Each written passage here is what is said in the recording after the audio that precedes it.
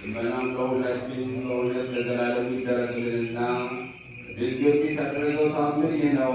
በፍጹም ልቡ ኃያሉ ቅዱስ ጊዮርጊስ የሚወደው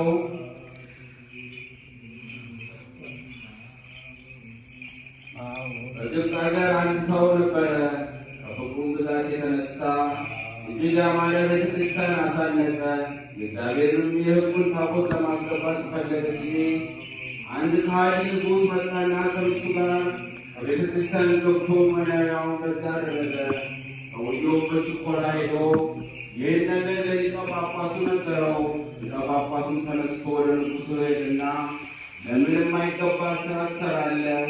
ማለት ከቤተ ክርስቲያን ገብተህ ስለምን ትቀመጣለህ? ቤተ ክርስቲያኒቱ የታነጸችው በኃያሉ በቅዱስ ጊዮርጊስ ስም ነውና አለው። ንጉሡም ይህን ንግግር ሰምቶ እጅግ ተቆጣና ያስረው ይገርፈው ዘንድ ወደደ። ሊቀ ጳጳሱም እጅግ አዘነና ዓይኖቹን ወደ ሰማይ አቅንቶ በጌታ በኢየሱስ ክርስቶስ ስም ኃያሉ ሰማዕት ቅዱስ ጊዮርጊስን እንዲህ ሲል አዳኘው። ቅዱስ ጊዮርጊስ ሆይ እኔ ሰማዕት ነኝ አትበል። በዚህ በዓላዊ ንጉሥ ላይ ኃይልን የማትገልጽ ከሆነ ከማኅበረ ሰማዕታት ሁሉ ጋር በእግዚአብሔር ፊት አትቁ።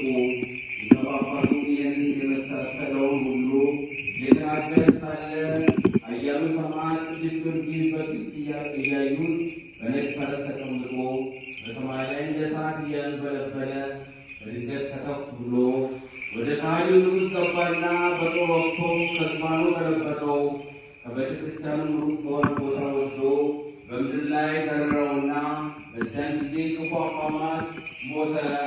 ሚስቱንም እንዲሁ የሚንቀሳቀስና የማይንቀሳቀስ ንብረቱ ሁሉ በተነው። ከቶ ምንም የተረፈ አልነበረም።